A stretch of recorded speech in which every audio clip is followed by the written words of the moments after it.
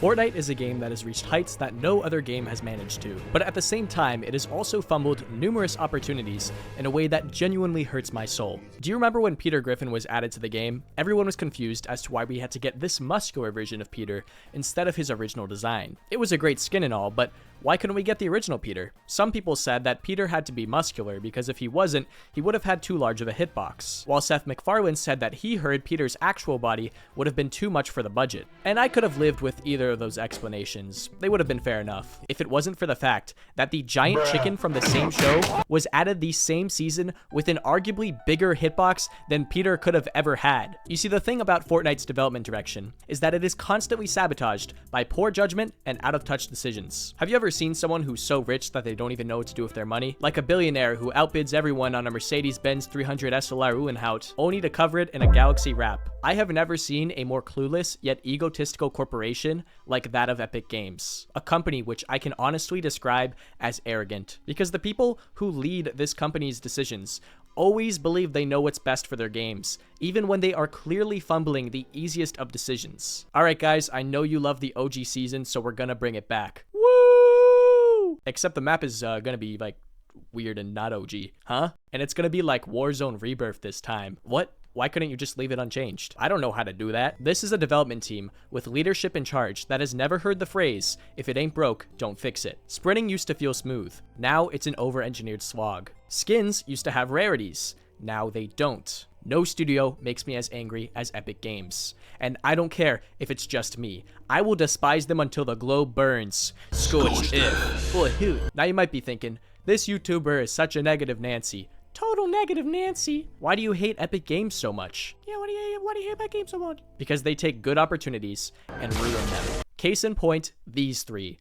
LEGO Fortnite, Rocket Racing, and Fortnite Festival. Released as the main events of Chapter 5, these were meant to be staples on par with Battle Royale, and upon release, they each had a good amount of traction. But in a very small amount of time, they lost the majority of their players, with one of the most dramatic fall-offs being LEGO Fortnite. The fascinating thing about these games is that they were actually planned years in advance. You see, back in 2017, when Fortnite was popping off, it did in fact get to Epic's head, and this is the proof. All the way back then, a sketch was made about the future of Fortnite, and how the people behind it thought it should become a hub for gaming. A place where you could enjoy music, PvP, survival, and more. You know how up your own quad crasher you gotta be to want to turn your Battle Royale into a multi-genre gaming hub? Can you imagine if at the height of PUBG or Apex Legends popularity they said, no, this is more than a Battle Royale, this is a medium? This is Epic Games' unique arrogance. To their credit, it is impressive that they thought of this idea this far in advance and actually ended up doing it. But that doesn't mean they did a good job.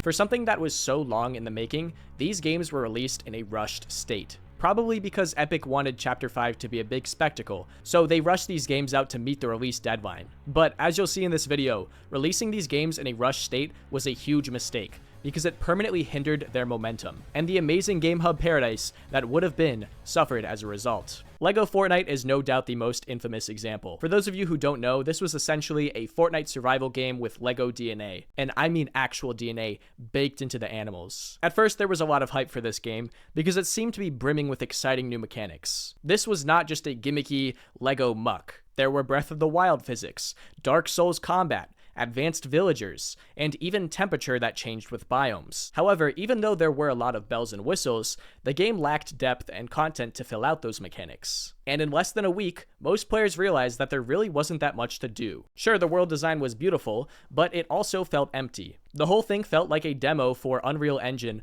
rather than a fleshed out game. And so the millions of players playing it soon turned into thousands. This, of course, is nothing new. Most games don't sustain their day one popularity for too long, but the drop-off here was particularly dramatic. This game went on from having a huge amount of discourse to most people dropping it and forgetting that it existed. The solution to this, of course, would be to update the game and give people new content to explore, and you'd think this wouldn't be an issue. I mean, this is coming from the studio behind Fortnite Battle Royale, a game that is constantly updated. But ironically, LEGO Fortnite's updates were incredibly lacking. The game came out around December 7th, 2023, and by April 22nd, 2024, this is what the game had received: launch pads, hunting daggers, fishing rods, and an animal pen. They also added cars and a wrench.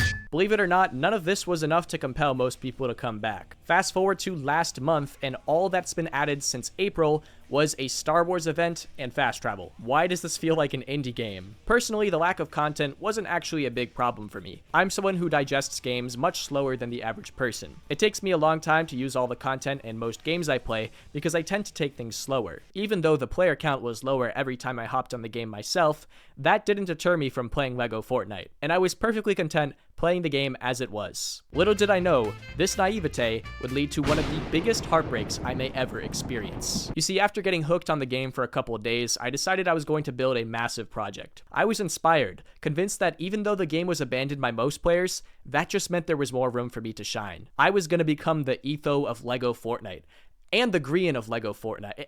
And you know, while we're at it, and the Mumbo Jumbo, and the B-Dubs, Vintage Beef, Corral. The idea was to build a fortress that loosely resembled the city of Whiterun from Skyrim. I planned for my build to have a foundation that held up tons of decorated houses, all the while containing an underground system beneath the city. Buildings with multiple floors that I could find myself immersed in would surround me and cause me to forget about all my real-life problems. It would all be a part of what I built for the next few months to come. The ultimate sandbox experience. The best part was because the LEGO villagers were so smart, they had the ability to do jobs, so I could actually have NPCs roaming my city and doing real work that made the city feel alive. The whole thing felt like playing Minecraft for the first time again. I would collect the resources I needed, fight off enemies, and enjoy the process all the way through. It was shaping up to be one of the greatest gaming experiences I had ever had. And then, something weird happened. While working on placing the upper floorboards of one of my houses, a banner appeared that said I was now building in a high complexity area. I didn't know what this meant, so I restarted the game. But to my horror, the message remained. Starting to fear the worst, I kept trying to install the floorboards, hoping it was only a fluke. But the message remained, hovering above my head like a cold diagnosis. To my horror, I realized I wouldn't be able to build my city anymore.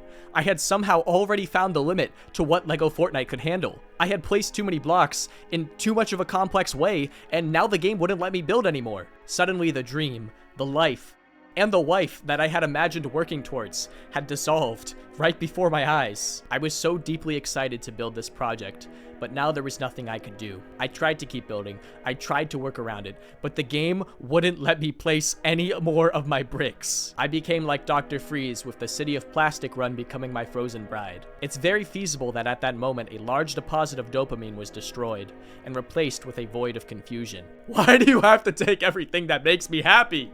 Peter wasn't enough! Jokes aside, this really did bum me out, and I never played LEGO Fortnite again. I simply had no reason to. Why would I play a building game where I couldn't trust that my builds would be able to be completed? For once, my only limit wasn't my imagination, but the game I was playing. So not only was LEGO Fortnite lacking in content, but even the fundamental ability to build was broken. 8 months later, the problem seems to be fixed, but I'm not convinced this game is a worthy recipient of my time. For all I know, the complexity limit could hit me again later down the line, since I was very early on my build project when it first appeared. 1 out of 10. Rocket Racing was the least popular game for a reason. Not only did it lack an interesting selection of maps, but its gameplay was super cut and dry. You can accelerate, boost, drift.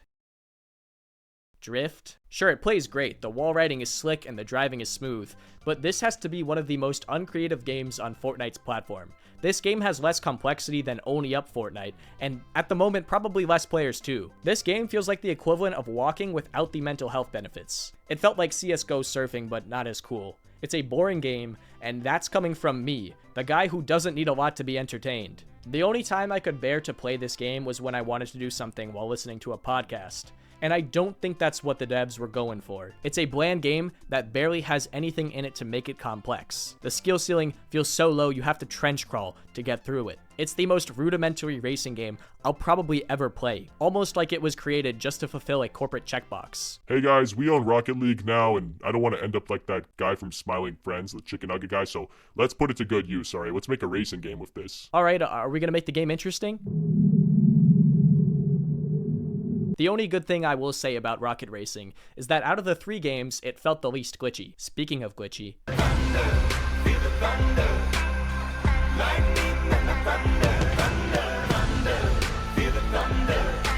Fortnite Festival was the least polished game of the 3. This is basically Fortnite Guitar Hero. Sounds awesome in concept, but the problem was that it was released with an incredibly small selection of songs. In fact, there was such a small selection that it actually caused people to fixate on the small amount of songs they could play. Since Bad Romance was one of the only songs on the roster, it actually had a mini revival. People listened to that song so many times that a whole nother generation became obsessed with it. Solely because sometimes your only choice would be between playing that or the Search by NF, which went on to be known as the Search for Better Music. The game mechanics here were similar to Rocket Racing in that they took no more than a couple sessions to master. Hit the notes, fiddle the triangle notes, and occasionally press the spacebar. If I'm correct, this is pretty close to the Guitar Hero formula, but the thing is, there's a very big difference between Fortnite Festival and Guitar Hero. Guitar Hero songs can get really difficult to play, and you can spend days trying to master their difficulty. That's where a lot of people get hooked on it. It's that mastery. But Fortnite Festival songs do not get on that same level of difficulty. I could play any song on expert mode in a few tries, and that's the highest difficulty. Additionally, the game is glitchy. For being an expert song. I disconnected or something happened. My whole notes have just stopped. Oh shoot, my notes are going again. I don't know enough about how it performs today, but weeks into playing it after it first came out, there were glitches regularly happening. About 1 in 5 games would suffer from an interruption. Sometimes that would be the camera lingering on the stage for a couple minutes too long, with the game not being able to start, and other times there would be a crash if you emoted at the wrong time. Some people even figured out how to break outside of the game's bounds. With all that being said, I would be lying if I said the game didn't have its moments. Seeing Omni-Man shred Everlong is hilarious, but once that loses its novelty, the game feels pretty hollow. If it was presented on a smaller scale, like a limited time event, that would make sense. But this is a game mode that was propped up along the likes of LEGO Fortnite and Battle Royale, and it just does not match their caliber. While the content of these games may have been lacking, the microtransactions certainly weren't. But the funny thing is, they were also a bust. No one's buying this stuff. Allow me to present to you some of the dumbest items that have become purchasable with these games. For Rocket Racing, you've got car builds, decals, wheels, trails, and boosts that you can stare into to help you fall asleep faster. If you want to play songs in Fortnite Festival without them being in the free rotation, it will cost you 500 V-Bucks for the right to play them. They do function as emotes, which you can use in Battle Royale, but they're stuck on a stem player system where you can only play one part of your song at a time. This means that unless you can find 3 other people who dished out the 500 V-Bucks for your favorite song, you'll have to perform a Buddy Holly a cappella, or just play the bass riff, which is like really weird. I don't know why you'd just do that, but a lot of the virtual junk that now pollutes the store also comes from Festival. Microphones, guitars, bass guitars, and instrument emotes. You know well that no one is buying any of this stuff in September 2024. But fear not, sometimes Festival has a battle pass.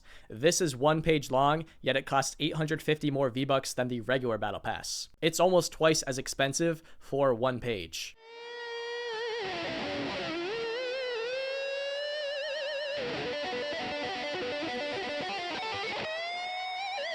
LEGO Fortnite had one of these too, which reminds me, even though LEGO Fortnite barely received any updates, there was one way to get more content, and it sucks. A bit after LEGO Fortnite came out, these kits started appearing in the shop, and they are probably the saddest item that I will mention in this video. These are basically 3D instruction kits with what I believe are exclusive bricks. You pay to be able to build an exclusive structure in your world, like a Der Burger restaurant, just a couple evolutionary steps away from NFTs. Especially since people were able to build pretty similar stuff for free. For a virtual instruction kit, it's probably like 500 V-Bucks. Nope.